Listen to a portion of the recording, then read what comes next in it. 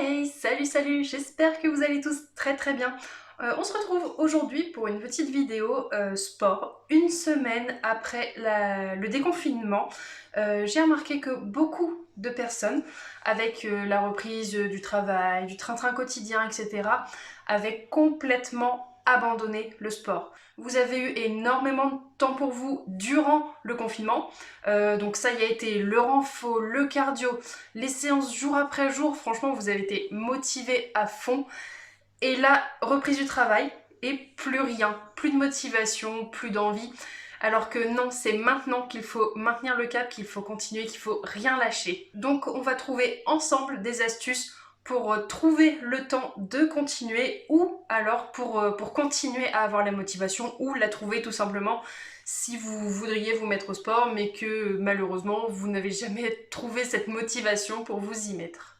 Avant de commencer, je vous laisse mettre un petit pouce bleu, un petit commentaire si vous avez besoin de conseils, si vous avez besoin d'être rassuré, de vous abonner au passage, ça fait toujours plaisir. Et donc si vous êtes prêts, c'est parti!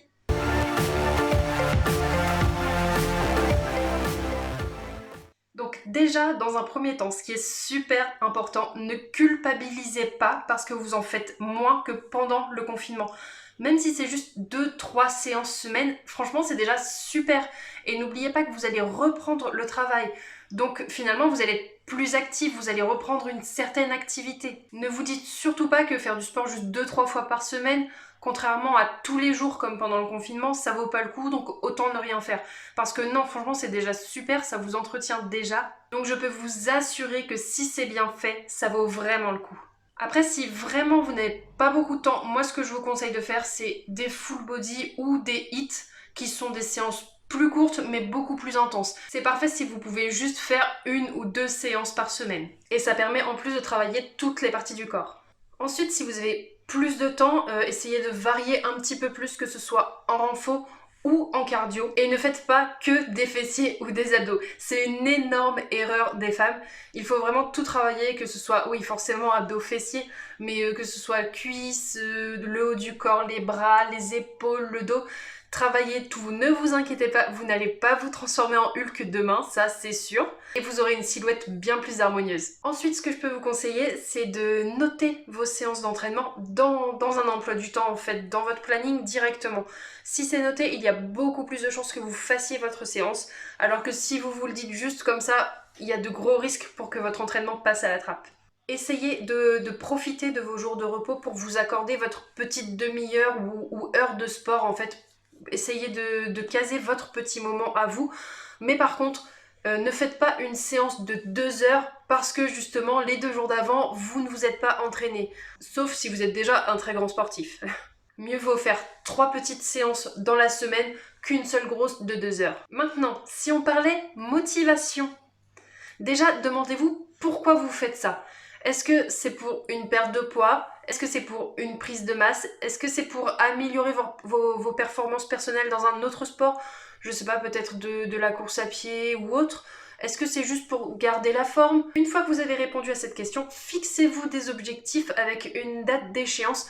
Mais attention, quelque chose de faisable, évidemment. Si vous vous dites, bon allez, en 15 jours, je perds 10 kilos, franchement, non, c'est surtout pas. Une perte de poids, ça doit être progressif et c'est une très grosse bêtise en fait de perdre autant de poids aussi rapidement. Si c'est pour jouer au yo-yo après, bah ça sert à rien et c'est là justement que vous allez vous démotiver le plus. Ensuite, pensez aux bienfaits que vous procure le sport. Entre tous les bienfaits qu'on peut trouver, il y a par exemple, ça diminue les risques de maladies cardiovasculaires, ça augmente votre résistance, votre souplesse, ça aide à maintenir votre poids, ça a des conséquences du point de vue psychologique, ça lutte contre la dépression et bien d'autres avantages. Donc, faites du sport. Ne vous trouvez pas d'excuses pour louper une séance. Je suis un peu fatiguée, j'ai un peu mal à la tête, j'ai un petit rhume, j'ai mal au dos. On oublie. Vous ne me la faites pas à moi. Je suis passée par là aussi, j'ai été comme ça, donc vous pouvez pas me mentir. Après, attention, on est d'accord. Je vous dis pas d'aller vous entraîner avec une grippe et 42 fièvres ou avec une sciatique ou autre. Hein. C'est juste, n'exagérez pas un mini rhume ou un petit mal de tête. Non, évidemment, je vous dis pas d'aller vous entraîner si vous êtes très malade, on est d'accord. Mais et voilà, il faut pas non plus s'inventer une excuse pour zapper une séance. J'ai été comme ça, je sais que beaucoup d'entre vous, je pense, sont comme ça, on est tous passés par là. Après, je sais que le sport, ça peut être très difficile au début, quand on n'a pas l'habitude, vraiment quand on débute, mais dites-vous que, voilà, vous êtes très très nombreux et nombreuses dans cette situation, vous êtes très nombreuses à souffrir là tout de suite sur le coup.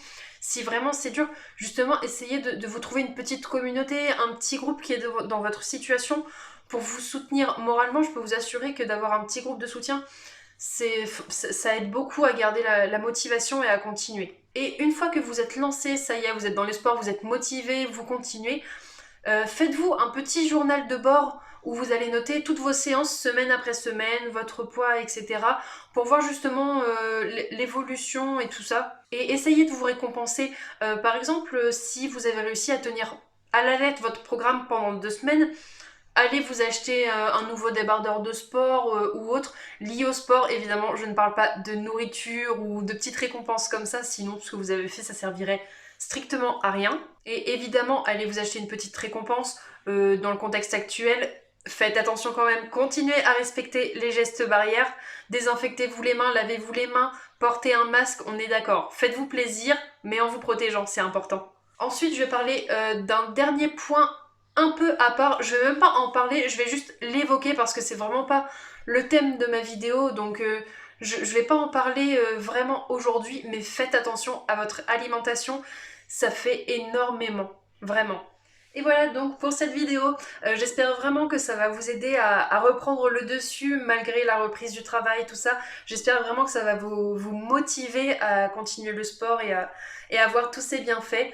Je vous retrouve bientôt dans une nouvelle vidéo évidemment. Surtout prenez soin de vous. Allez, salut salut!